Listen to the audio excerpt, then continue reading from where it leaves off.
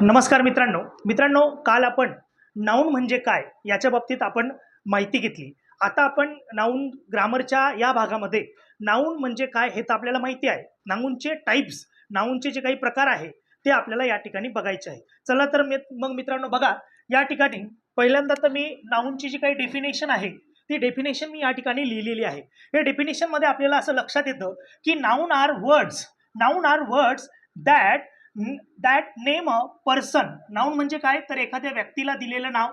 A place म्हणजे एखाद्या प्लेसला दिलेलं नाव.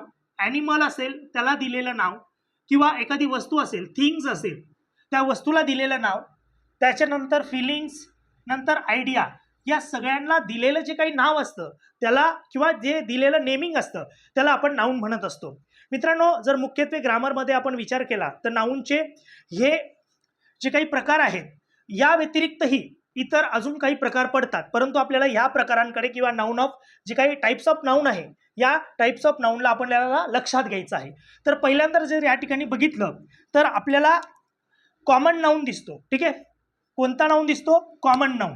ओके, त्याच्यानंतर बघितलं तर प्रॉपर नाऊन आहे, नंतर आहे कलेक्टिव्ह नाऊन, नंतर आहे मटेरियल नाऊन आणि ॲब्स्ट्रॅक्ट नाऊन. हे मुख्यत्वे नावांचे जे काही टाइप्स ऑफ नाऊन आहे ते 5 आपल्याला लक्षात येतात. त्याच्यानंतर जर आपण पाहिलं तर कॉमन नाऊन. ठीक आहे, आता कॉमन नाऊन आपल्याला लक्षात घ्यायचं आहे. कॉमन नाऊन म्हणजे काय, तर ऑल थिंग्स. ठीक आहे, all thing or people in one kind.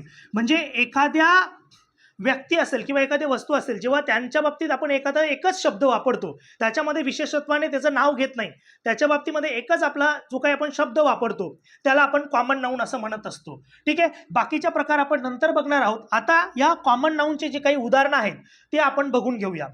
Common noun जर लक्षात घेतलं तर बघा, या ठिकाणी सेंटेन्स मी लिहिलेला आहे, याच्यामध्ये आपल्याला कॉमन नाऊन शोधायचे आहे. बघा, the building is at the end of the road. आता मी या ठिकाणी फक्त बिल्डिंग म्हटलं आहे. काय म्हटलं आहे? बिल्डिंग. मग बिल्डिंग हे कॉमन नाऊन झालं. मी बिल्डिंगला कोणतंही नाव दिलेलं नाही, मी फक्त बिल्डिंग म्हटलं. तर या सेंटेन्समध्ये बिल्डिंग हे कॉमन नाऊन आहे.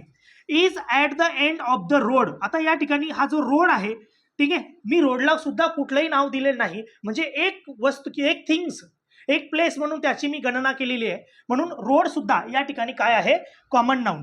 पुढे जर बघितलं तर पुढे बघा, द गर्ल्स. आता या ठिकाणी गर्ल्स, मी कोणत्याही गर्ल्सचं नाव नाही घेतलेलं आहे, मी फक्त गर्ल्स म्हटलेलं आहे, एकच शब्द वापरलेला आहे, म्हणून गर्ल्स हा सुद्धा काय झाला? हे सुद्धा कॉमन नाऊन आहे. नंतर लेक.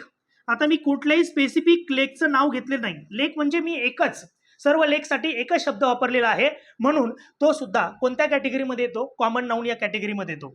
पुढे जर बघितलं, मोस्ट किड्स. आता या ठिकाणी किड्स हा शब्द अनेक मुलांसाठी आपण वापरतो, तर किड्स ही एकच कॅटेगरी झाली जी मुलांची, त्याच्यासाठी किड्स म्हणजे काय, तर या ठिकाणी कॉमन नाऊन आहे. ठीक आहे, त्याच्यानंतर चॉकलेट.